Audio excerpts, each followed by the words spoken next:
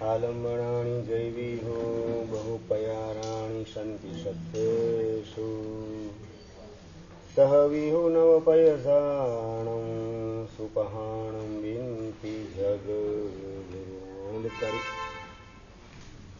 अनंत कल्याण करना वात्सल्य वर्षावनारा तारक तीर्थंकर स्वामी भगवान महावीर महाराजाना प्रथम शिष्य गणधर शिरोमणि गौतम महाराजा देशना આપી રહેલા છે.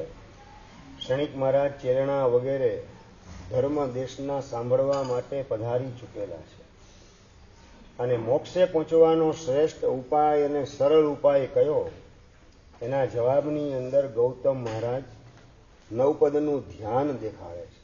નવપદની આરાધનાને ઉપાસના બતાવે છે. નવપદ એમાં ક્યાંક આપણે ગોઠવવાનું, પેલા 5 પદમાં આપણે ગોઠવાઈ જવાનું અને પાછળના 4 પદને આપણામાં ગોઠવવાના. પણ પ્રશ્ન એ છે, આ ગઈકાલે વાત કરેલી હતી, પ્રશ્ન એ છે વાય શા માટે હરીશભાઈ શા માટે નવપદની અંદર આપણે ગોઠવવાનું અને નવપદને આપણામાં ગોઠવવાના? શા માટે ભાઈ? રાજનભાઈ હજી પ્રશ્ન ઉભો છે. સીધી વાત છે, આપણે અનાદિકાળથી રાગમય, દ્વેષમય ને મોહમય બનેલા છીએ. અનાદિકાળથી સંસારમય બનેલા છીએ.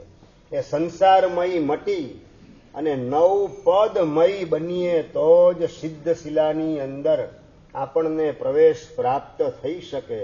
એટલે નવપદમય બનવા માટે નવપદ એના પેલા 5 પદમાં ક્યાંક અરિયન સિદ્ધ આચાર્ય ઉપાધ્યાય સાધુમાં આપણે આપણી જાતને ગોઠવવાની છે અને પાછલા 4 સમ્યક દર્શનના ચારિત્ર તબ એને આપણામાં ગોઠવવાના. એના માધ્યમથી આપણે નવપદમય બનીએ. નવપદનો મહિમા આપણા અંતરમાં વ્યાપ્ત થતો જાય. અનાદિકાળથી મોહનો મલિન મહિમા એ આપણા અંતરમાં પોતાનું લોખંડી સામ્રાજ્ય ફેલાવીને ગોઠવાય છે. ક્યાંય પણ જાઓ, કોઈ પણ ગતિની અંદર જાઓ, રાગ દ્વેષ મોહ એનું જ સામ્રાજ્ય આત્માની અંદર છવાયેલું હોય છે. ક્યાંય પણ નવપદનું સામ્રાજ્ય જોવા મળતું નથી. નવપદનું સામ્રાજ્ય પોતાના અંતરમાં સામે ચાલીને હોંશે હોંશે ફેલાવવા માટે જે તૈયાર થાય, નવપદનો મહિમા સમજી નવપદમય બનતો જાય, એના માટે સિદ્ધ શિલામાં પ્રવેશ મેળવવો બહુ સરળ છે. અને નવપદમય બનવા માટે નવપદનું ધ્યાન અને નવપદનું ધ્યાન કરતા કરતા પાછલા 4 એને આપણામાં ગોઠવવાના અને દેવ અને ગુરુ 5 આગળના પદ એની અંદર આપણે આપણી જાતને ગોઠવવાની છે. આ બરાબર કોન્સેપ્ટ ક્લિયર થઈ જાય તો પછી સંસારની અંદર ધનવાન બનવું છે કે ભાગ્યવાન બનવું છે, એના બદલે વેલામાં વેલી તકે મારે ભગવાન બનવું છે. સિદ્ધ ભગવાન બનવું કાં અરિયંત ભગવાન બનવું, એ સિવાય કોઈ માસ્ટર પ્લાન મારા લાઈફની અંદર, મારા જીવનની અંદર ગોઠવવો નથી. આ પ્રકારનો સંકલ્પ કરી અને આપણે નવપદની આરાધનામાં જોડાવાનું છે. અરિયંત બનવાનું એની અંદર સમોષણમાં બેસવું અને આગળ વધીને રત્ન જડિત સુવર્ણ સિંહાસન ઉપર ગોઠવાયેલો હોઉં, મારા માથે 3 છત્ર ગોઠવાયેલા એને હું દેશના આપું અને બાપુનો વટ પડી જાય, એવો પાછો મલિન ભાવ રાખવાનો નથી. પાછો આ અહંકાર છે. માત્ર એક જગતના જીવો પ્રત્યેની કરુણા છલકાતી હોય એ વ્યક્તિ અરિયંતની પોસ્ટ ઉપર ગોઠવાય છે.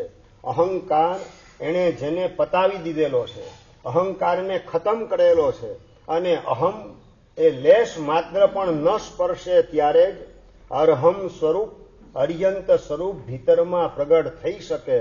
જીવ માત્ર પ્રત્યેની કરુણા જેમ જેમ છલકાય તેમ અરિયંત બનવાનું સૌભાગ્ય પોતાનું પ્રગટ થતું જાય અને કદાચ જગત પ્રત્યે કરુણા ન આવે પણ પોતાની જાત પ્રત્યે કરુણા આવે કે અનાદિકાળથી હું રીબાઉં છું, રાગ દ્વેષ મોહ એના નીચે કચડાઉં છું, દોષોનું મારા ઉપર વર્ચસ્વ જબરજસ્ત છે, એમાંથી વહેલી તકે મારે છૂટવું છે. આ રીતે જાતની કરુણા જેને આવે ને સાધનામાં લીન બને, નવપદમય બની જાય, એ સિદ્ધ ભગવાન બનવાનું સૌભાગ્ય પ્રાપ્ત કરે છે. એટલે કાં અરિયંત બનીએ અને કાં સિદ્ધ ભગવંત બનીએ, જગત ઉપરની કરુણા અરિયંત બનાવવાના માર્ગે ગોઠવે અને પોતાની જાત ઉપરની કરુણા એ સિદ્ધ ભગવાન બનવાના માર્ગે આપણને આગળ ધપાવે છે. આ લક્ષ્યમાં રાખી મોક્ષ માર્ગની સમજણ મેળવી અને વહેલી તકે આપણે નવપદમય બની અને શ્રીપાળ અને મૈણાની જેમ મોડામાં મોડો નવ ભવની અંદર મોક્ષ આપણો નિશ્ચિત થઈ જાય, એ લક્ષથી નવપદની આરાધનામાં જોડાવાનું છે. શ્રીપાલને મૈણા કોણે પ્રશ્ન પૂછે? સણીક મહારાજ ગૌતમ મહારાજાને. અને ગૌતમ મહારાજા જવાબ આપે છે કે માળવા દેશ પ્રજાપાળ રાજા, ઉજ્જૈની નગરીનો સ્વામી અને સૌભાગ્ય સુંદરીની દીકરી સુર સુંદરી, એને પ્રશ્ન પૂછ્યો પુણ્યના ફળનો. અને મૈણા સુંદરી કે જે રૂપ સુંદરીની દીકરી છે એને પણ પુણ્યના ફળનો પ્રશ્ન પૂછે છે. અને પુણ્યના ફળ તરીકે સુર સુંદરી શેનો જવાબ ભરતભાઈ? સંપત્તિ, સૌંદર્ય, સ્વાસ્થ્ય, શાણપણ અને સુંદર મજાનો પતિ, સુખી સાસરું, આ બધું પુણ્યના ફળ તરીકે સંસાર એને લીલોછમ રાખવાનો આશય હોવાથી સંસાર સાથે સંકળાયેલી 5 વસ્તુ એને પુણ્યના ફળ તરીકે દેખાડે. અને મૈણા સુંદરીનું અંતઃકરણ એ મોક્ષ સાથે જોડાયેલું છે. મોક્ષ લક્ષી પોતાની દ્રષ્ટિ છે. એના કારણે મોક્ષની સાથે પોતાના આત્માને જોડી આપે એવા પ્રકારની 5 ચીજ, એટલે કે વિનય, વિવેક, 3જા નંબરની અંદર શીલ, 4થા નંબરની અંદર પ્રસન્નતા એટલે કે સમાધિ, અને 5મા નંબરની અંદર મોક્ષ માર્ગનો મેળાપ. આ 5 ચીજ પિતાજી પુણ્યનું ફળ છે. આ 5 ચીજ એનો મહિમા સમજાવવાનું કામ મૈણા સુંદરી કરેલી છે. એ જ વખતે સુર સુંદરી એ મૈણાનો જવાબ સાંભળવાના બદલે સભાની અંદર ચારે બાજુ એની નજર ફરી રહેલી છે. સ્ત્રીનું સહજ આભૂષણ લજ્જા કહેવાય. પુરુષ તરફ નજર કરવાનું કામ ન કરે, એના બદલે ઈરાદાપૂર્વક સભામાં, ભાઈઓની સભા છે, બહેનો એમાં કોઈને એન્ટ્રી છે નહીં, અને એના તરફ નજર લંબાવવાનું કામ કરે ને એ જ વખતે સંગપુરનો રાજા દમિતારી અને એનો પાટવી કુંવર અરિદમન નામનો રાજકુંવર એ રાજસભાની અંદર પ્રવેશ કરતો હતો. અને એના ઉપર બરાબર નજર ચોંટી ગયેલી છે સુર સુંદરીની. મૈણા સુંદરી શું જવાબ આપે છે એની સાથે એને કોઈ લેવા દેવા નથી. બસ પોતાના પુણ્યના ફળ તરીકે 4 ચીજ મળી ગયેલી છે, 5મી ચીજ બાકી છે. અને 5મી ચીજ આજે જો મને મળી જાય તો મારું જીવન ધન્ય બની જાય. એવા પ્રકારના ભાવથી સુંદર મજાનો પતિ મળે એ પુણ્યનું 5મું ફળ. મનગમતા પાત્ર સાથેનો મેળાપ બસ આ પિતાની કૃપાથી થઈ જાય તો મારો જન્મારો સફળ. આવા પ્રકારના ભાવથી અરિદમન રાજકુમાર એને જોવાનું કામ કરે ને રાજકુમાર એની પણ નજર સુર સુંદરી ઉપર પડી રહેલી છે. 4 આંખો ભેગી થયેલી છે અને આંખ દ્વારા વાતચીત શરૂ થઈ ગયેલી છે. હા, જીભથી વાત શરૂ થાય એના પહેલા આંખથી વાત શરૂ થઈ ગઈ. અને એ આંખથી વાતચીત શરૂ કરતી વખતે પોતાને ખ્યાલ નથી કે આ સ્ત્રીનું આભૂષણ લજ્જા કહેવાય, મર્યાદા પાલન કહેવાય. ભર સભાની વચ્ચે રાજકુમારી તરીકે હું કોકને જોઉં તો અનેકની નજર મારા ઉપર ગોઠવાયેલી હોય અને મને પકડી પાડે કે હું કોને જોવાનું કામ કરું છું. આ બધું વિચાર કર્યા વગર મર્યાદા ભંગ કરી અને ભર સભાની અંદર અરિદમન રાજકુમાર એના ઉપર એની આંખ ચોંટી ગયેલી છે. અને એ ચોંટી ગયેલી આંખ પિતાજીના ખ્યાલની અંદર આ દ્રશ્ય આવી ગયેલું. મૈણાનો જવાબ સાંભળે છે પિતાજી, અને મૈણાનો જવાબ સાંભળી અને જાજો રિસ્પોન્સ આપવાના બદલે સભાએ પણ રિસ્પોન્સ મૈણાને આપેલો નથી, રાજાએ પણ રિસ્પોન્સ આપેલો નથી. પરંતુ હવે રાજા પોતાનું મનગમતું પાત્ર બસ દીકરીને મળી જાય, સુંદર મજાનો પતિ મળી જાય તો પુણ્યનું 5મું ફળ સુર સુંદરીના જીવનને ધન્ય બનાવે. અને એની નજર અત્યારે જે રાજકુમાર ઉપર પડી રહેલી છે એ જ રાજકુમાર કદાચ એને વધારે પસંદ હશે. એ પ્રકારના ખ્યાલથી રાજકુમારી પોતાની એને પ્રશ્ન પૂછે, સુરસુંદરીને પ્રશ્ન પૂછે છે પ્રજાપાળ રાજા કે બેટી તારે કેવા પ્રકારનો વર જોઈએ છે?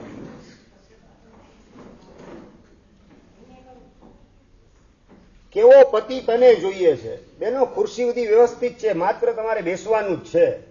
અત્યારે કોઈ ફોટો બોટો નથી પડવાનું, કઈ તમારું કોઈ ડાયરેક્શનની આવશ્યકતા નથી. જ્યાં છો ત્યાં બેસો. વ્યાખ્યાન માત્ર કાનથી સાંભળવાનું છે. ખુરશી કોઈ પણ પોઝિશનમાં હશે, વ્યાખ્યાન તમારા કાનમાં સંભળાશે. વ્યાખ્યાનને ડિસ્ટર્બ કોઈ ના કરશો. તમે બધાનું ધ્યાન તમારા તરફ દોરાય એવા પ્રકારનું કામ ના કરશો. સુરસુંદરી જે છે એને પ્રશ્ન પૂછે છે પ્રજાપાળ રાજા, બેટા કેવો વર તને જોઈએ છે? 4 ફળ મળેલા છે, 5મું ફળ બાકી છે. અને 5મું ફળ એને પિતાજી જ્યારે સામે ચાલીને પૂછે છે એ વખતે સુરસુંદરી ભર સભાની વચ્ચે વાત કરે છે કે પિતાજી, આપ જો મને મનપસંદ વર આપવા માંગતા હો તો આ સંગપુરનો પાટવી કુંવર અરિદમન રાજકુમાર, જે રૂપ અને સૌંદર્ય જેનું છલકાય છે, લાવણ્ય યુક્ત શરીર છે, યુવાની જેના શરીરની અંદર ગોઠવાયેલી છે, સત્તા અને સંપત્તિ એની પણ રેલમ છેલ જેના ચરણોમાં છે, એવો આ રાજકુમાર મારો પતિ થાવ. આવા પ્રકારની રજૂઆત ભર સભાની વચ્ચે સુરસુંદરી કરેલી છે. ગૌતમ મહારાજા શ્રી શ્રી વાલ કહા ગ્રંથની અંદર આ ઘટનાનું વર્ણન કરતા ઉલ્લેખ કરે છે કે ભર સભાની વચ્ચે આવો પતિ માગવા દ્વારા સ્ત્રીનું આભૂષણ કહેવાય લજ્જા. એ પ્રથમ નંબરનું લજ્જા નામનું આભૂષણ એ સુરસુંદરીએ ગુમાવી દીધેલું છે. પહેલું આભૂષણ સ્ત્રીનું લજ્જા કહેવાય. બીજું આભૂષણ એ શીલ કહેવાય. જે લજ્જા ગુમાવે એને શીલ ગુમાવવાનો વારો આવતા વાર લાગતી નથી. આજે લગભગ લજ્જા એ ચિત્રે હાલ દશાની અંદર ગોઠવાયેલી હોય એ રીતે અંગ પ્રદર્શનની હરીફાઈ ચારે બાજુ ચાલી રહેલી છે.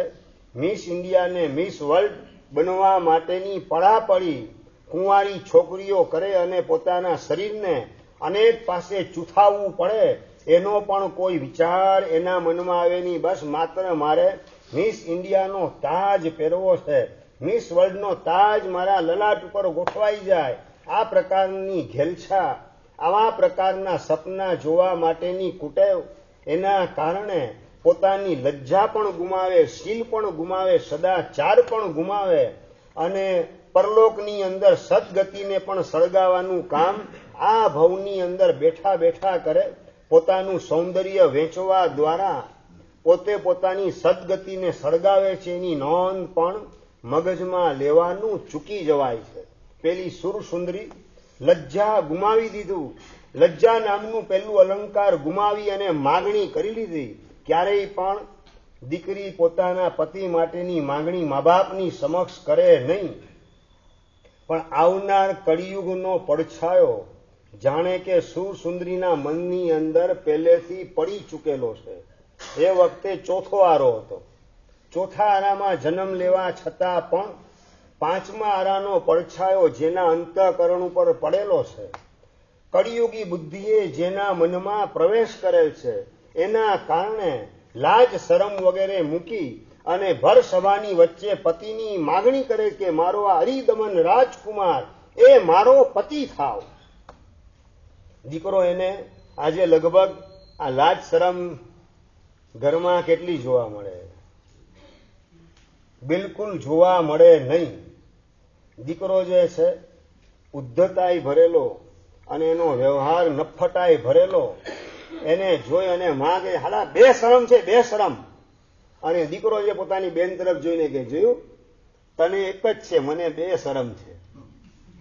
આવી હલકાઈ માં કયા ટોનમાં કહે અને કેવા પ્રકારનું ઇન્ટરપ્રિટેશન દીકરો કરે અંદરમાં નિર્લજ્જતા પ્રવેશ કરે ત્યારે પોતાના માથે જે કલંક હોય એ પણ જાણે કે પોતાનું આભૂષણ છે એવું સાબિત કરવાની મથામણમાં પોતાની હોશિયારીને ચતુરાઈનો માણસ ઉપયોગ કરે છે. અહીંયા સુરસુંદરીએ જોયું કે પિતાજીએ જ્યારે માગણી મૂકવાની વાત કરી છે, મેં માગી લીધો વર, અને એ વર આપવા માટે પિતાજીને ઉત્સાહ જાગે એટલે બીજા નંબરની અંદર ખુશામત શરૂ કરે છે. ચોથા નંબરનું જે ફળ હતું કઈ? શાણપણ, ચતુરાઈ, પોતાની હોશિયારી. પિતાજી આપ તો નરનાથ છો, અરે અનાથોના નાથ છો, ઉજ્જૈનીના નાથ છો, આખા માળવા દેશના નાથ છો. આપ ધારો તે કરી શકો અને લોકોના મનોરથો પૂરા કરવા માટે આપ તો કલ્પ વૃક્ષના સાક્ષાત અવતાર છો.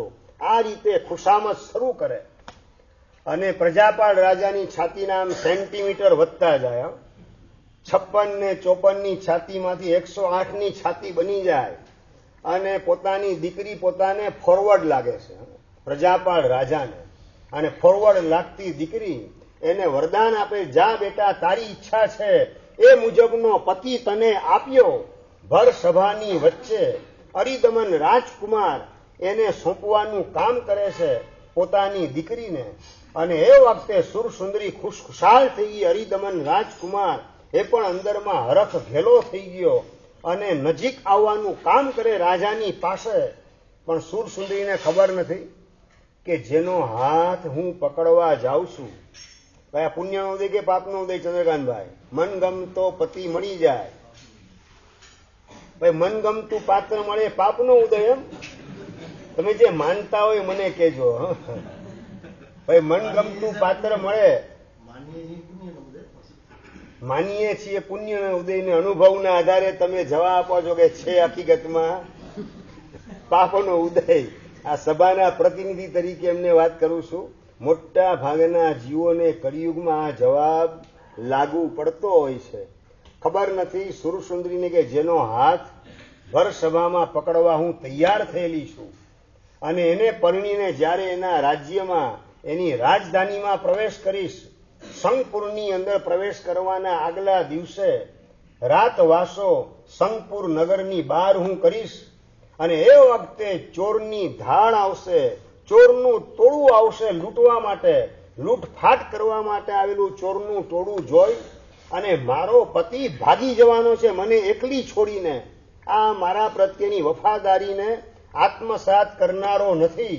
પુણ્યોદય એ ક્યારે અસ્ત થઈ જાય પુણ્યદયના સૂરજનો એ અંગેની કોઈ આગાહી ક્યારેય પણ કરી શકતું નથી. અને રાજકુમાર મને છોડીને ભાગી જશે ને હું ચોરોના હાથે ફસાઈ જઈશ.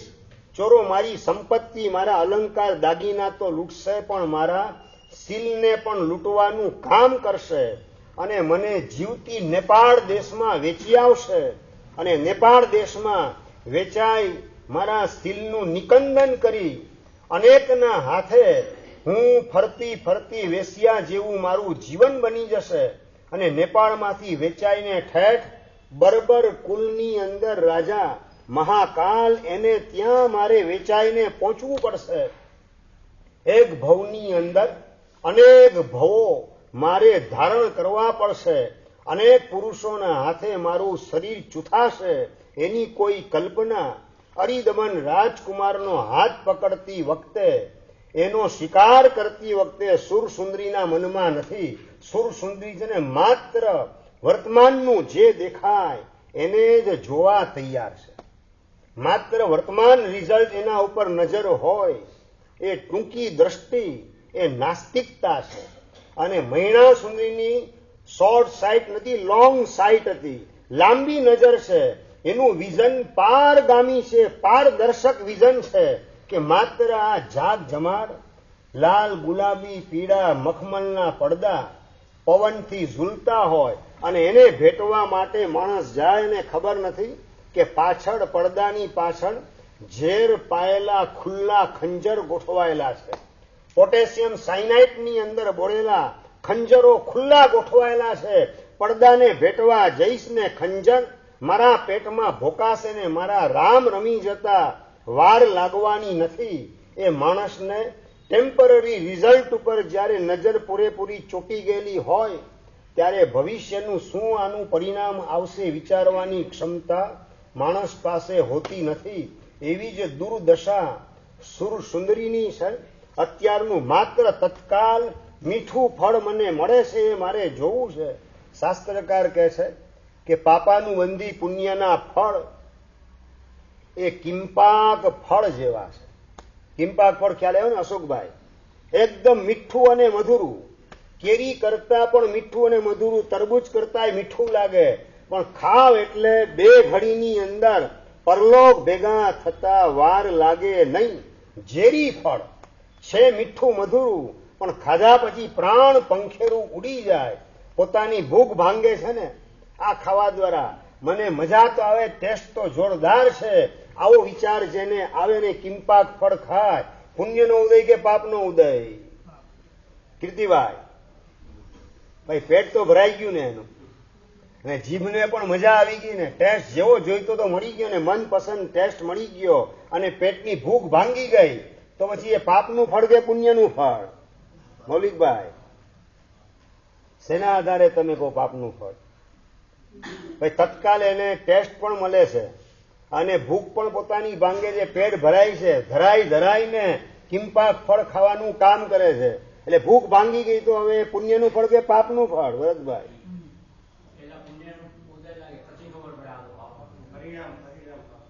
તમે પાપનું ફળ કહી શકો, પુણ્યનું ફળ ન કહી શકો. કારણ કે એના રિઝલ્ટની અંદર મોત છે. તમે રિઝલ્ટ ઉપર નજર કરો તો તમને ખ્યાલ આવે કે આ પાપનું ફળ કહેવાય, પુણ્યનું ફળ નહીં. અત્યારે તમારી પાસે જે કંઈ સત્તા, સંપત્તિ, સ્વાસ્થ્ય, સૌંદર્ય, શાણપણ અને સુખી પરિવાર વગેરે હોય તમને મળેલ, એ બધું પુણ્યનું ફળ કે પાપનું ફળ?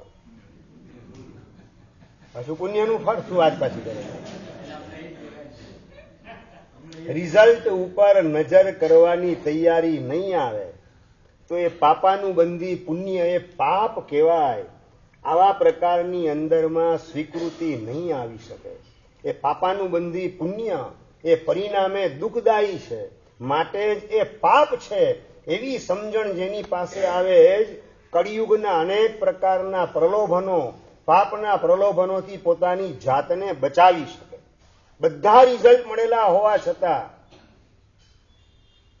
પપ્પાની તબિયત નરમ છે, પગ લથડિયા ખાય છે, જાતે લાકડીના ટેકા વગર ચાલી શકાય તેમ નથી, અને અચાનક લઘુ શંકા થાય, વોશરૂમ જવા માટે ઊભા થાય, 2 ડગલા ચાલ્યા અને ખ્યાલ આવ્યો કે લાકડી પાછળ રહી ગઈ છે, લેવાની રહી ગઈ છે. 2 ડગલા ચાલ્યા તો હવે બાથરૂમ નજીક જ છે, 4 ડગલા માંડી દઉં, પહોંચી જઈશ બાથરૂમ પાસે. શ્રીમંતાઈની ટોચ ઉપર ગોઠવાયેલા ભાગશાળી એ લાકડી પાછી લેવાના બદલે 2 ડગલા પાછા જવાના બદલે 4 ડગલા આગળ જઈને બાથરૂમમાં હું ઘૂસી જાઉં. એ વોશરૂમમાં જવા માટે પ્રયત્ન કરે, વોશરૂમ પાસે પહોંચે એની પહેલા જ શરીર લથડી ગયું અને લથડિયાના કારણે દબાઈ સ્વાહા ધડામ કરતા પડ્યા. અને જેવા પડ્યા એની સાથે જ બાજુના 2 રૂમમાંથી 2 દીકરા હતા, 2 વહુ રહેલી હતી, પુત્રવધુ ધડદીને એકદમ ઝડપથી દોડે છે. એક સસરાના રૂમની અંદર એન્ટ્રી કરવા જાય, વિધુર સસરા અને પત્નીની વિદાય પછી એકલવાયાપણું જેના જીવનમાં ગોઠવાયેલું છે, શ્રીમંતાઈની ટોચ ઉપર હોવા છતાં પણ ઘડપણમાં પોતાનો સહકાર જેને કહેવાય, સાથ કહેવાય, લાકડી કહેવાય, ટેકો કહેવાય, આધાર કહેવાય વ્યવહાર દ્રષ્ટિએ, એવા પ્રકારની પત્નીને ગુમાવ્યા પછી જેનું મન અને જીવન સુન્મૂન થઈ ગયેલું છે, અને એવા પોતાના સસરા એ પડ્યા એટલે એક પુત્રવધુ 2 અલગ અલગ રૂમમાંથી 2 પુત્રવધુ બહાર નીકળે. એક પુત્રવધુ જે છે ફોન કરવા માટે જાય, ડોક્ટરને ફોન કરીને તત્કાલ બોલાવી લઈએ, અને બીજી પુત્રવધુ સસરાના રૂમમાં એન્ટ્રી કરવા જાય. અને એ જ વખતે બંને પત્નીના પતિ એટલે કે જે પડેલા છે ભાગશાળી એના સગ્ગા 2 દીકરા 2 પત્નીને એમ કરતા અટકાવે છે, ઊભી રહી જા, કંઈ જવું નથી તારે. સગ્ગા પારકા ઘરેથી આવેલી દીકરી એ સસરા પોતાના બચી જાય એની તજવીજમાં આગળ વધે છે, એની તૈયારીમાં આગળ વધે છે, અને બંને દીકરા પોતાના પતિ જે છે એ અટકાવવાનું કામ કરે. રૂક જા, એકબીજાની સામે જુએ, કેમ તને સમજણ ઉભી રહેતું. અને આ બાજુ પડ્યા પછી શા માટે આવું ખબર છે હરીશભાઈ? પપ્પાના નામે 3 કરોડનો ફ્લેટ હતો, એ બસ વહેલી તકે આપણા નામે કરાવી લઈએ, આવા પ્રકારની ઘેલછા જેના મનની અંદર ઘૂસેલી છે, મહત્વાકાંક્ષાનું ભૂત અને લોભ બધા પાપનો બાપ કહેવાય, એના માથા ઉપર ચડી બેસેલો છે. અને લોભનું ભૂત જેના મગજમાં સવાર થાય એ શું ન કરે આશ્ચર્ય છે.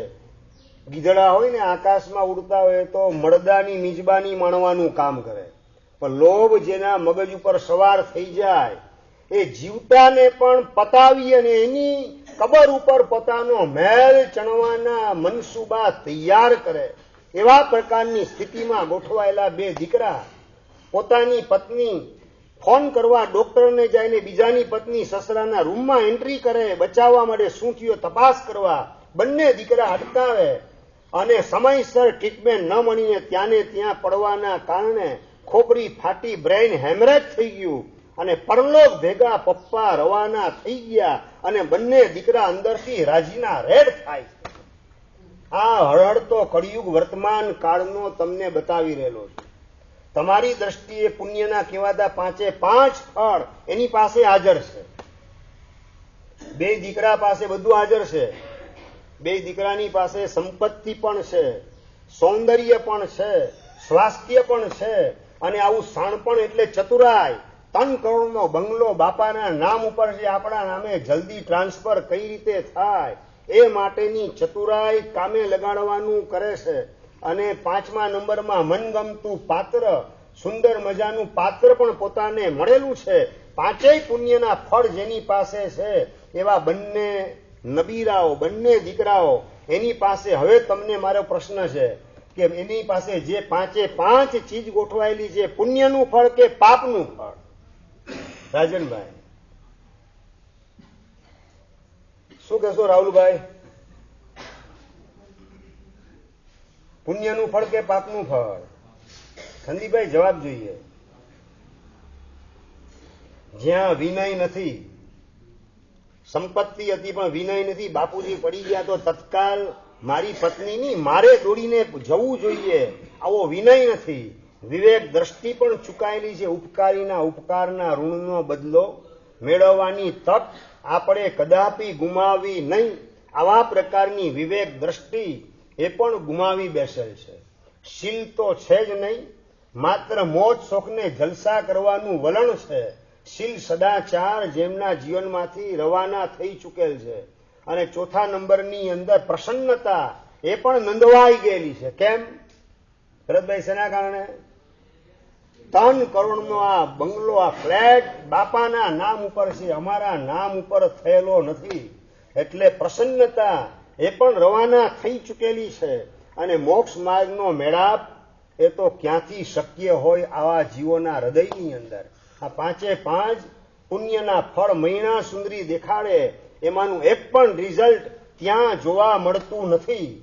અને સુર સુંદરી દેખાડે 5 પુણ્યના ફળ 2 દીકરાના જીવનમાં જોવા મળે છે. પ્રશ્ન મારો તમને છે, એ દીકરાઓ પાસે પુણ્યનો ઉદય કે પાપનો ઉદય? મનુભાઈ, પુણ્યનો ઉદય કે પાપનો ઉદય? ભરતભાઈ જવાબ જોઈએ. શેનો ઉદય? શેનો? મૌલિકભાઈ શેનો ઉદય? સંપત્તિ તો છે, સૌંદર્ય છે, સ્વાસ્થ્ય છે, બધું છે, પોતાની મનગમતું પાત્ર બધું ગોઠવાયેલું, છતાં તમે પાપનું ફળ કહો. સમજાય હું શું કહું છું? 2 જ વાત છે. કેમેરાથી તમે જુઓ ને તો બહારનો ફોટો પડે અને એક્સરે પડાવો તો અંદરનો ફોટો પડે. સુરસુંદરી કેમેરો એના દ્વારા જોવાનું કામ કરે છે અને મૈણા સુંદરી એક્સરે દ્વારા ફોટો પાડવાનું કામ કરે છે. હવે હાડકું જ પગનું તૂટી ગયેલું હોય એકના બદલે 5 ટુકડા પગના થઈ ગયેલા હોય અને ફોટો સરસ મજાનો આવી જાય કેમેરાની અંદર, પસંદ પડે? અશોકભાઈ, તમારો એક્સરે ફોટો સારો આવે પસંદ કે કેમેરાનો ફોટો સારો આવે પસંદ? બેમાંથી એક જ સારો આવે હોય તો? બે સારા આવે તો કઈ પ્રશ્ન જ નથી, બે સારા આવે તો હેમાંગભાઈ બેમાંથી એક જ ફોટો સારો આવે એવો હોય તો એક્સરે નો ફોટો સારો હોવો જોઈએ કે કેમેરાનો ફોટો સારો હોવો જોઈએ? જીમીભાઈ, હજી પાછો કેમેરાનો ફોટો. સભાના પ્રતિનિધિ તરીકે જીમીભાઈ જવાબ આપી રહેલા છે. કેમેરાની તમારી દુનિયામાં બોલબાલા છે. એક્સરે નો ફોટો પડાવવા જોવો પડે ને એ તો મજબૂરી હોય છે માણસની. એક્સરે પડાવવા માટે માણસ તૈયાર નથી અને હજી આગળ વધીને એક્સરે નો ફોટો છે ને જોવાય તૈયાર નથી. હું તમને કહું, ઐશ્વર્યા રોય નો ફોટો કેમેરાનો બતાવે ને એક્સરે નો ફોટો દેખાડે, કયો જોવાની તૈયારી? ભાઈ અંદર બે ફોટા સાચા છે, એક બહારનું સ્વરૂપ દેખાડે, એક ભીતરનું સ્વરૂપ દેખાડે. એક્સરે જોવાની તૈયારી આવે? ચંદ્રકાંતભાઈ, નથી આવતી. આપણને એક્સરે નથી ગમતો. જેને ભગવાનના શાસનને સમજવું છે એને એક્સરે સુધી પહોંચ્યા વગર છૂટકો નથી. જેણે સલામત રીતે જીવવું છે, જેણે સ્વસ્થ રીતે જીવન જીવવું છે, એને ડોક્ટરની ભાષામાં એનો એક્સરે સારો જોઈએ. કેમેરાનો ફોટો કદાચ નબળો હશે તો ચાલશે, પણ એક્સરેનો ફોટો તો એકદમ ક્લિયર જોઈએ, ચોખ્ખો જોઈએ, ખોટ ખાપણ વગરનો જોઈએ. બસ શરીર કદાચ ખોટ ખાપણ વાળું હશે તો ચાલશે, પરંતુ આત્માનો એક્સરે ફોટો એ ખોટ ખાપણ વગરનો મને જોઈએ છે. આવી દ્રષ્ટિ જેની પાસે હશે એ મહિણા સુંદરીના પક્ષમાં ગોઠવાશે. જેની પાસે આવું વિઝન નહીં હોય એને તો સુરસુંદરીનો જવાબ એ જ સારો લાગવાનો. આખી રાજસભા એને સુરસુંદરીનો જવાબ સારો લાગે છે અને પિતાજીની ખુશામત કરે છે. પિતાજી, આપ કલ્પ વૃક્ષના અવતાર છો લોકોના મનોરથને પરિપૂર્ણ કરવા માટે. અને જવાબ સાંભળીને પ્રજાપતિ રાજાના છાતીના સેન્ટીમીટર વધી જાય. દીકરી એને ફોરવર્ડ લાગે અને જા બેટા, તને આ પતિ આપ્યો. ભર સભાની વચ્ચે રાજા પોતે પોતાની દીકરીને વરદાન આપે ને દીકરી ખુશખુશાલ થઈ જાય. અરિદમન રાજા પણ ખુશખુશાલ થઈ જાય. અરિદમન રાજકુમાર અને સુરસુંદરી એ બંને ખુશખુશાલ છે, પણ પોતાનું ફીચર કેવા પ્રકારનું છે એની કોઈ કલ્પના એ બંનેમાંથી એકના મનમાં પણ નથી અને રાજાના મનની અંદર પણ એની કોઈ કલ્પના આવી શકતી નથી. બનવા કાળે જે બનવાનું છે એ બનીને જ રહે છે, પણ આપણું વિઝન કેવા પ્રકારનું ભીતરમાં ડેવલપ કરવું એનો સમ્યક નિર્ણય આપણે કરશું. એના આધારે જ આપણા ભવિષ્યનું નિર્માણ થવાનું છે. માત્ર પશુ જેવી દ્રષ્ટિ, ગઈકાલે વાત કરી હતી, ઘાસને જોવાનું કામ કરે એ પશુની દ્રષ્ટિ, અને અનાજ તરફ જાય નજર એ ખેડૂતની એટલે કે માણસની દ્રષ્ટિ કહેવાય. મારે માણસની દ્રષ્ટિ એટલે કે રિઝલ્ટ તરફ જોવું છે, માલને જોવો છે, બારદાનને નહીં. ભીતરનું તપાસવું છે, બહારનું નહીં. બસ બહારનું જ તપાસની અંદર આજની આખી દુનિયા દોટ મૂકી રહેલી છે. જ્યારે પણ આમ સંબંધ નક્કી થાય, રસિકભાઈ સૌથી પહેલા શું જોવાનું કામ કરો? હા, છોકરી જે છે એનું રૂપ કેવું છે એ જોવાનું કામ છોકરો કરશે અને છોકરાના ઘરના બધા લોકો કરશે. અને નંબર 2, છોકરા પાસે રૂપિયા કેટલા છે એ જોવાનું કામ છોકરી અને છોકરીના પક્ષના લોકો કરશે. રૂપ અને રૂપિયો એ કેન્દ્ર સ્થાનમાં ગોઠવાય અને સંબંધ નક્કી થાય. એ સંબંધ ટકે કેટલો સમય? કેટલો સમય ટકે? રૂપ અને રૂપિયો, શાસ્ત્રકાર કહે છે પરફ્યુમની બોટલ ખુલ્લી કરી અને ઉનાળામાં ભર બપોરે રોડ ઉપર તમે મૂકી દો, પરફ્યુમ ટકે કેટલું જીમીભાઈ? 2 મિનિટમાં ઉડી જતા વાર લાગવાની નથી. એ પરફ્યુમની બોટલ ઉનાળાના દિવસોમાં ખુલ્લી તમે તડકામાં મૂકો, રસ્તા ઉપર મૂકો, ઉડી જાય. રવાના થતા વાર ન લાગે, બાષ્પીભવન થઈ જાય બસ એ જ રીતે પાપનો એક ટાઈમ બોમ્બ ફૂટે અને રૂપ અને રૂપિયો એને રવાના થતા વાર લાગવાની નથી, અને માત્ર રૂપ અને રૂપિયો એના આધારે નક્કી થયેલા સંબંધો એ ટકવાના નથી, એ પણ ભાંગીને ભૂક્કો થતા વાર લાગવાની નથી.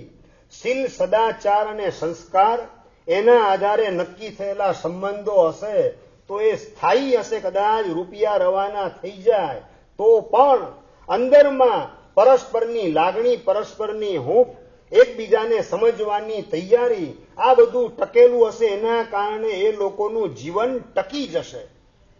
ઉછામણી બોલાતી હતી, ભગવાનની ઉછામણી, મહાવીર મહારાજાની પ્રતિષ્ઠાની ઉછામણી, દેરાસરમાં ભગવાનની ઉછામણી પત્યા પછી ગૌતમ સ્વામીની ઉછામણી શરૂ થઈ. એક પણ ભગવાનની ઉછામણી આવી નહીં મારા હાથની અંદર. હવે આ ગૌતમ સ્વામીની ઉછામણી તો લેવી જ છે. ફાટેલા કપડાં પહેરી અને સાયકલ ઉપર બિઝનેસ કરવા માટે જે રાજકોટ શહેરની અંદર ફરી રહેલ છે એવી વ્યક્તિ, એના મનની અંદર ગૌતમ સ્વામીની પ્રતિષ્ઠાની ઉછામણી લેવાના ભાવ જાગ્યા. અને બીજા બધા શ્રીમંતો એ બધા 50,000, 60,000, 80,000 લાઈનસર બોલતા જાય ને પેલા ભાગશાળી એને સીધો 1,00,000 રૂપિયા બોલવાનું કામ કર્યું. અને લોકો વિચાર પડી ગયા શ્રીશભાઈ કે આ ફાટેલા કપડાં પહેરનારોને સાયકલ ઉપર બેસીને રાજકોટની અંદર માલ વેચવા નીકળનારો છોકરો અને ₹1,00,000 અંદર ગૌતમ સ્વામી, આજથી 25 વર્ષ પહેલાની ઘટના તમને કહી રહેલો છું. 25 વર્ષ પણ નહીં, એનાથી પણ વધારે, લગભગ 28-30 વર્ષ.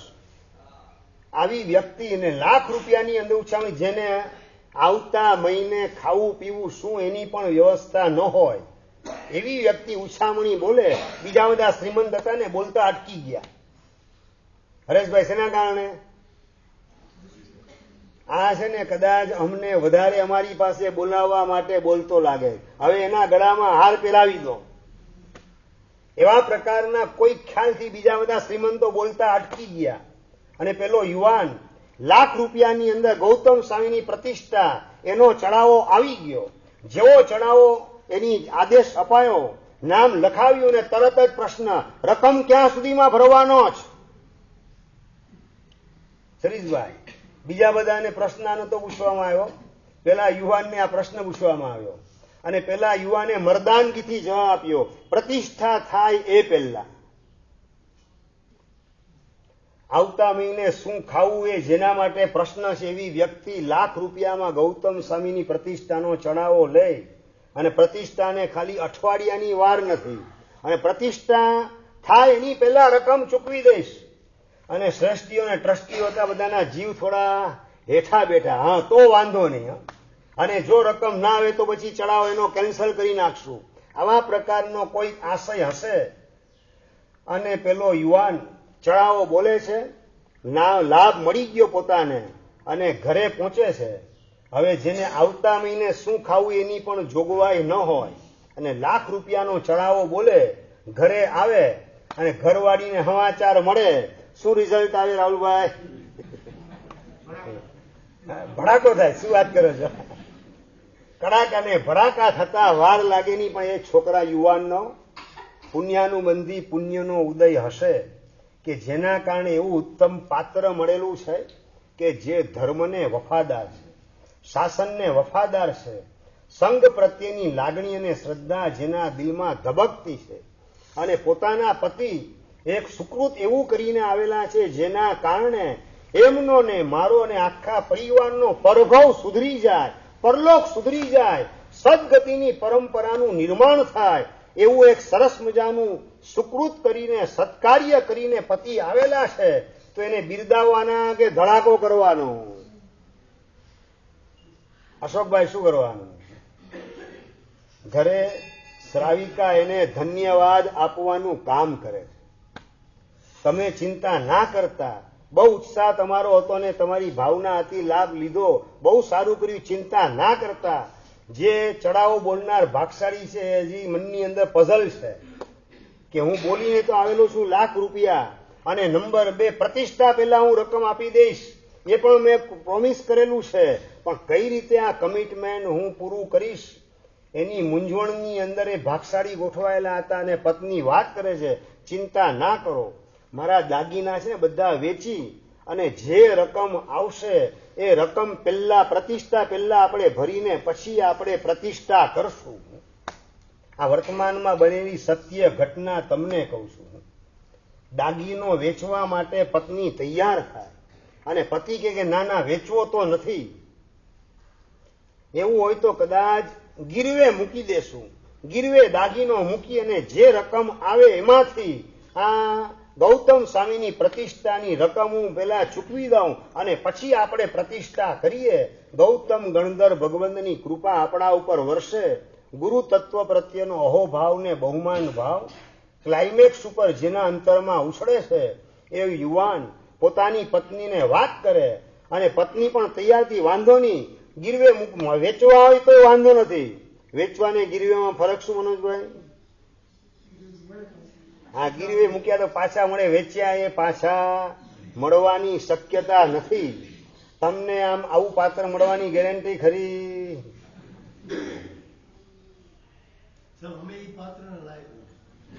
ધન્યવાદ. આ પણ જો જવાબ આવે ને તો શ્રીપાલ બનવાની તમારી ભૂમિકા છે એમ સમજવું. શ્રીપાલની આ જ ભૂમિકા હતી કે મૈણા જેવું પાત્ર મેળવવાની મારી પાત્રતા નથી એવી સમજણ એની પાસે હતી. બસ આ સમજણ આવે, આવી સરળતા આવે અને આવી લઘુતા આવે તો પ્રભુતા અંદરમાં પ્રગટ થયા વિના રહે નહીં.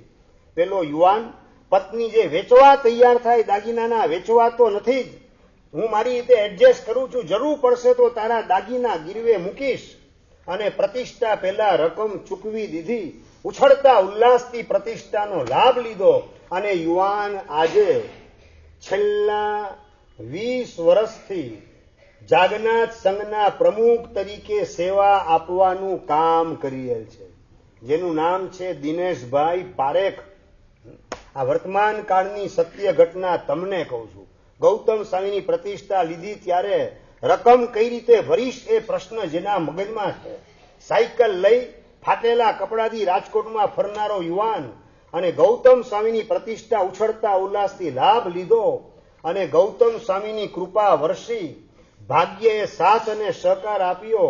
એક ફેક્ટરી ખુલી ગઈ અને 50 વર્ષની ઉંમર પહેલા જ આ ફેક્ટરીમાંથી મારે નિવૃત્તિ લઈ અને જે દેવગુરુની કૃપાથી મારા દિવસો સારા આવેલા છે એ દેવગુરુની સેવાની અંદર, સંઘની સેવાની અંદર મારે મારા જીવનને લગાવી દેવું છે.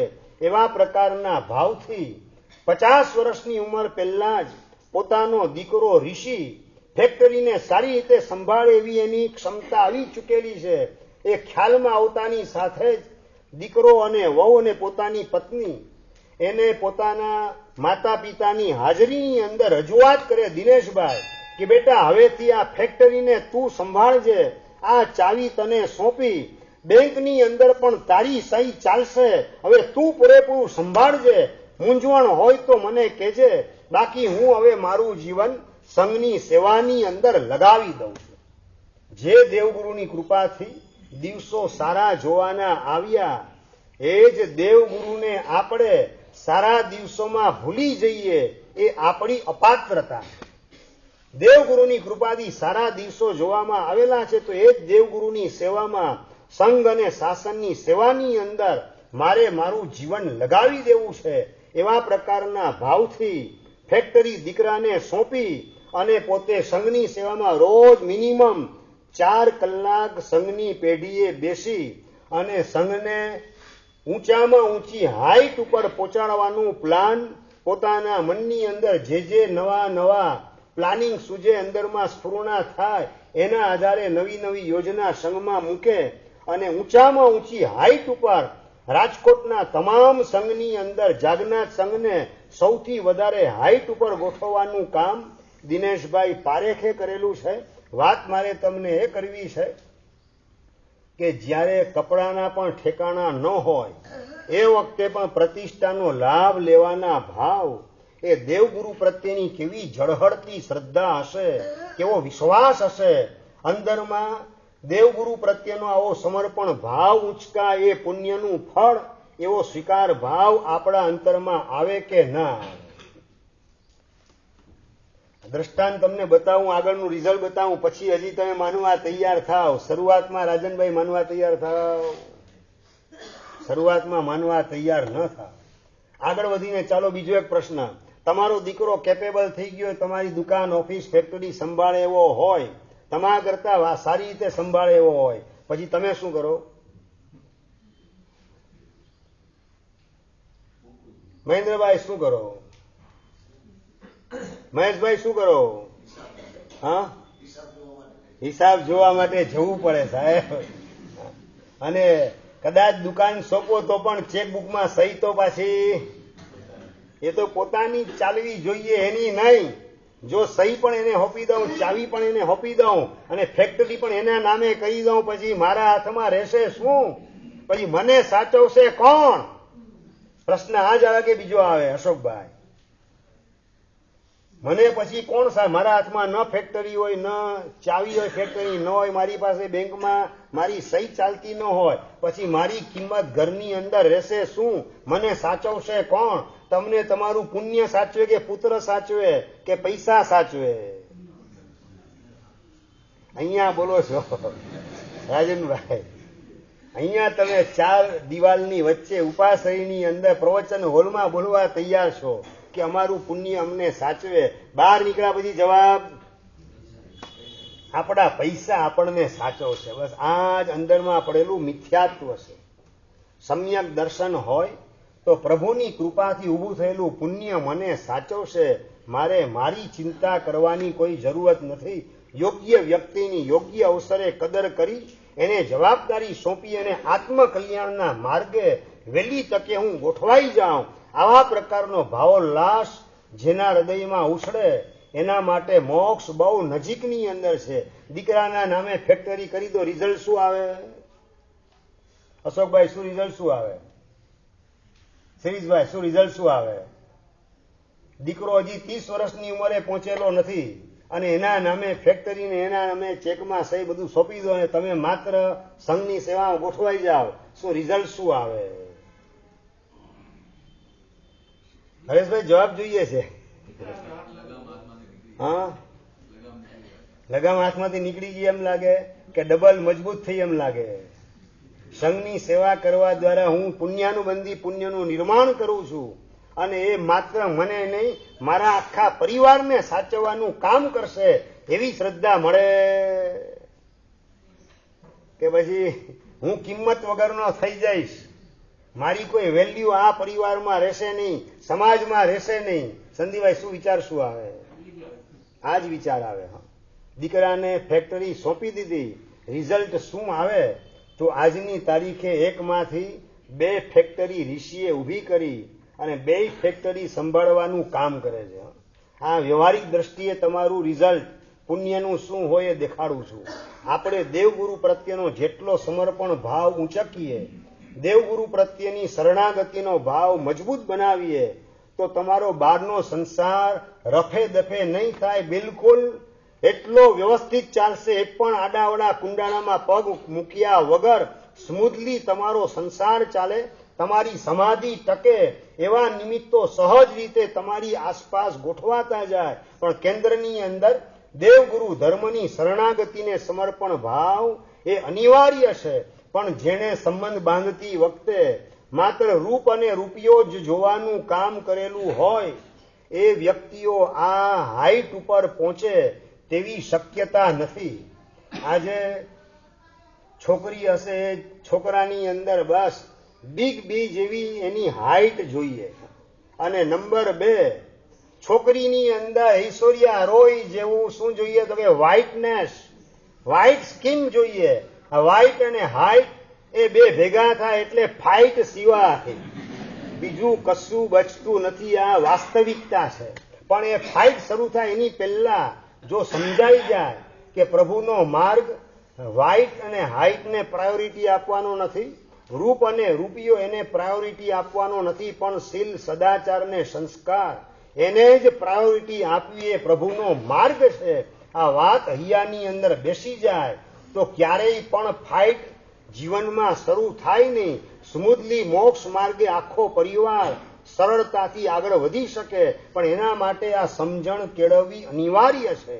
અને આ સમજણ જ્યાં નથી ત્યાં કેવી વિચિત્રતાઓ સર્જાય છે વિચારતા પણ આપણું મન કમકમી ઉઠે.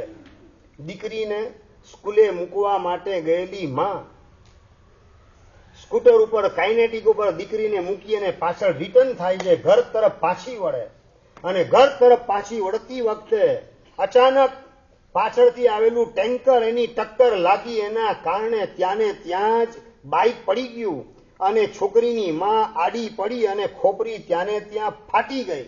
હોસ્પિટલ પહોંચે એની પહેલા જ પરલોક ભેગો એનો આત્મા થઈ ગયો. માત્ર 32 વર્ષની ઉંમર છોકરીની માની હતી. એના બાપની ઉંમર 35 વર્ષની. બપોરના 4 વાગે અગ્નિ સંસ્કાર ચાલી રહેલો છે.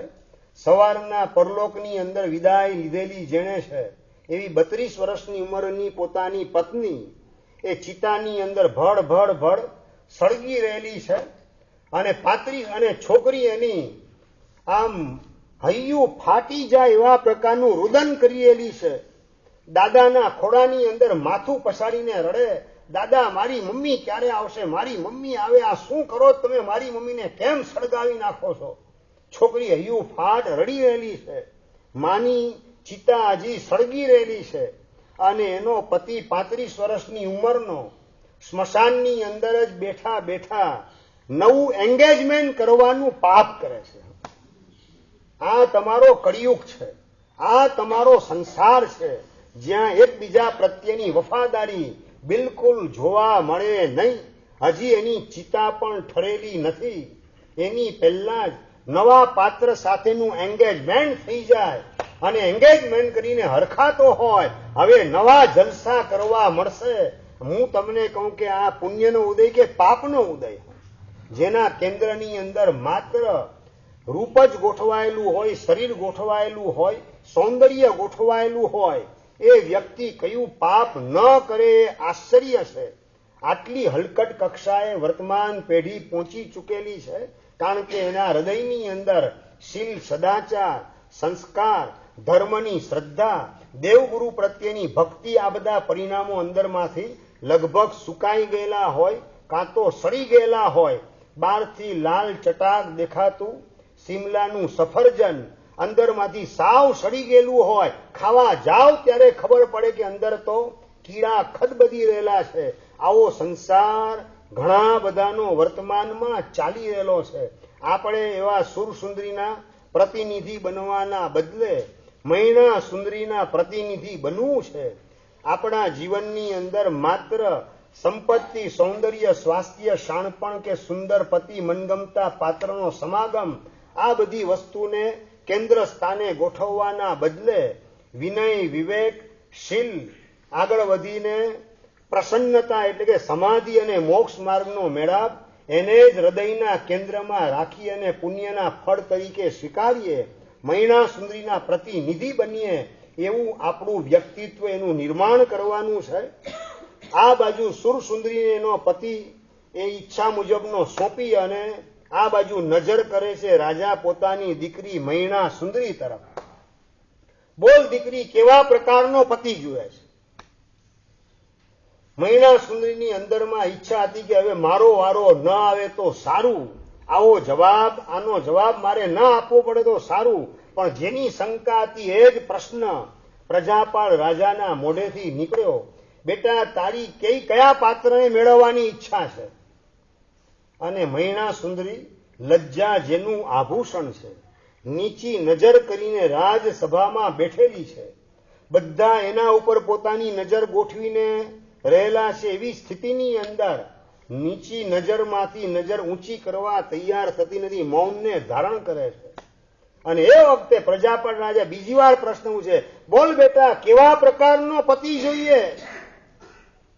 અને મૈણાને થયું કે હવે જવાબ આપ્યા વગર ચાલશે નહીં. પરંતુ આ જવાબની અંદર ક્યાંય સંસારની મુખ્યતા આવી ન જાય, મોક્ષનું પ્રાધાન્ય ખતમ થઈ ન જાય અને મારી ભૂમિકા નીચે ઉતરી ન જાય, એ લક્ષ્યમાં રાખીને મારે શબ્દ મોઢામાંથી કાઢવા છે. અને લજ્જા વિનય, વિવેક, ઔચિત્ય, મર્યાદા પાલન જેના જીવનમાં શ્વાસની જેમ વણાયેલ છે એવી મૈણા સુંદરી વાત કરે છે કે પિતાજી, આપ વિવેકીમાં શિરોમણી છો. આપે આવો પ્રશ્ન મને કરવાનો જ ના હોય. આપ જે પાત્ર નક્કી કરો એ મને મંજૂર જ હોય. પિતાજી, આમાં આપ મને પ્રશ્ન બિલકુલ ના કરો. આપનો આ અંગે જે નિર્ણય હશે એ મને માન્ય રહેશે. પણ અંતે તો એ જ થતું હોય છે. સારામાં સારું પાત્ર એનો મેળાપ કરાવો, પણ પુણ્ય ન હોય તો એ સબળું પાત્ર એ નબળું પાત્ર બનતા વાર ન લાગે. અને કદાચ નબળું પાત્ર પકડાવી લીધું હોય પણ પુણ્ય સારું હોય સંતાનનું, તો નબળા પાત્રને સબળામાં ટ્રાન્સફર થતા વાર લાગતી નથી. અંતે તો પુણ્ય ને પાપ એનો જ ખેલ સંસારમાં ચાલી રહેલો છે. છતાં પણ પિતાજી, આપ જે પાત્ર આપો એ મને મંજૂર છે. આ નિર્ણય આપના હાથમાં જ કરવાનો છે. આ નિર્ણયની સ્વતંત્રતા મારા હાથમાં નથી. પિતાજી, નિર્ણય આપનો મને મંજૂર છે. આ પ્રકારની રજૂઆત મૈણા સુંદરી કરે. અને સભા હતી ને એને આ મારો જવાબ નહીં ગમે. મૈણા સુંદરીને ખ્યાલમાં છે. કદાચ પોતાના પિતાજીને પણ પોતાનો જવાબ પસંદ નહીં પડે, એ પણ મૈણા સુંદરી સમજે છે. પિતાજીની ખુશામત કરવાનું કામ મૈણા સુંદરી કરતી નથી, પરંતુ પુણ્ય ને પાપ એનું જ સંસારમાં વર્ચસ્વ છે. જે કંઈ સારી નરસી ઘટનાઓ બને છે એની અંદર વ્યક્તિ તો માત્ર નિમિત્ત છે. હકીકતની અંદર પુણ્ય અને પાપનું જ એ ફળ છે. પુણ્ય અને પાપનો એ પરચો છે. આ કર્મનો સિદ્ધાંત સમણ ભગવાનનો, અર્યન પરમાત્માનો સમજાવવા માટે મૈણા સુંદરી વિવેકપૂર્વક ઠાવકાઈથી વાત કરે છે. પિતાજીને એમ નથી કરતા કે તમે અવિવેકી છો. તો સંબોધન શું કરે છે? આપ તો વિવેકીમાં શિરોમણી છો. અવિવેકી હોવા છતાં એને થોડું ક્લિક થાય. ઘણા છે ને છોકરા બે તોફાન કરતા હોય ને, તો બે ત્રણ છોકરા ઘરની ધમાલ કરતા હોય અને કોઈમાં વિવેક ન દેખાતું હોય, સમજવા કોઈ તૈયાર ન હોય, તો માં શું કરે? બેટા, તું તો સમજદાર છે ને, તું મોટો છે ને, તું તો સમજદાર છે ને, તું આવું કેમ કરે છે? સમજદાર છે એમ કેમ કેવું પડે? થોડો ન સમજતો હોય તો સમજવાનું શરૂ કરે. એમ પિતાજી જે છે એનામાં વિવેક અત્યારે ચૂકાઈ ગયેલો છે.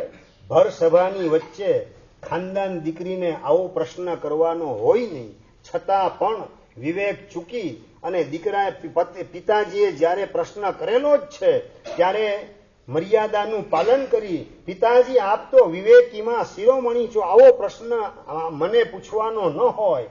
હું તો બાળક છું અને આ નિર્ણય આપે કરવાનો. આપ જે પાત્ર આપશો એ મને મંજૂર છે. મતલબ કે આ નિર્ણય કરવાનો અધિકાર પોતાના માતા પિતાને સોંપવાનું કામ મૈણા સુંદરી કરે છે. એને પુણ્ય ને પાપ ઉપર પૂરેપૂરી શ્રદ્ધા હતી. મારા પુણ્ય ને પાપ મુજબનું પાત્ર જ માતા પિતા નક્કી કરી શકશે. એમાં મિનમેક ફરક પડવાનો નથી. તો એ બાબતમાં મારે ચંચુપાત કરવો નથી, વચ્ચે ટાંગ અડાડવી નથી. આ રીતે વિવેક દ્રષ્ટિ અંદરમાં ખીલવી અને પિતાજીને પુણ્ય ને પાપનો સિદ્ધાંત સમજાવવા માટે સહજ રીતે મૈણા સુંદરી વાત કરે છે કે અંતે પિતાજી, સારું નરસું તો પુણ્ય ને પાપ એના આધારે બનતું હોય છે, પણ આ નિર્ણય કરવાનો અધિકાર આપનો છે. આપ જે નિર્ણય કરો તે મને માન્ય છે. આમાં પ્રજાપાળ રાજા હાઇલાઇટ થતો નથી. એની સત્તા, એની સંપત્તિ, એ બધું હાઇલાઇટ થતું નથી. હાઇલાઇટ કોણ થાય છે? પુણ્ય ને પાપ, એને કર્મને હાઇલાઇટ કરવાનું કામ મૈણા સુંદરી કરે છે. અને પિતાજી જે છે એને પણ વિવેક દ્રષ્ટિને ધારણ કરવી જોઈએ. આવું ઇન્ડિકેશન આપી રહેલી છે મૈણા સુંદરી. અને એના કારણે પ્રજાપાળ રાજા અંદરમાં છંછેડાઈ જાય અને અંદરમાં છંછેડાઈને વાત કરે છે, એ બેટી, હું પુણ્ય પુણ્ય પુણ્ય કરી રાખે. તે આ કપડાં પહેર્યા એ કોની મહેરબાનીથી? તે આ દાગીના પહેરેલા છે કોની મહેરબાની? આ રાજમહેલમાં તું અત્યારે રહે છે કોની મહેરબાની છે?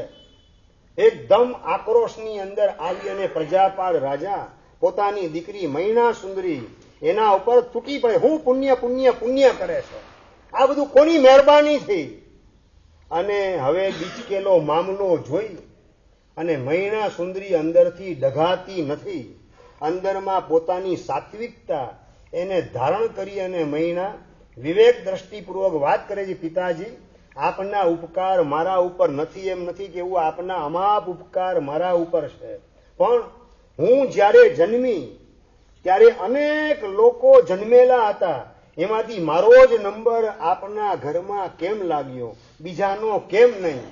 તો કેવું જ પડશે પિતાજી, મારો એ પુણ્યોદય હતો, માટે આપના ઘરમાં હું ગોઠવાય અને આપના ઉપકાર અમાપ છે મારા ઉપર.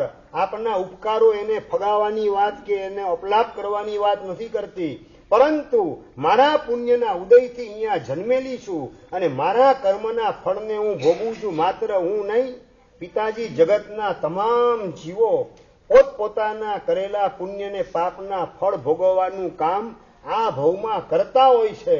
આવી વાત શાંતિથી રજૂઆત કરે છે અને એ જ વખતે પ્રજાપળ રાજા એના મગજનો પિત્તો ફાટે અને હવે શું રિઝલ્ટ આવે છે એની ગંભીર વાત અગ્રે વર્તમાન જોગ જીનાજ્ઞાવિદ કહેવાય તો મિચ્છામિ નિગ્રહમ.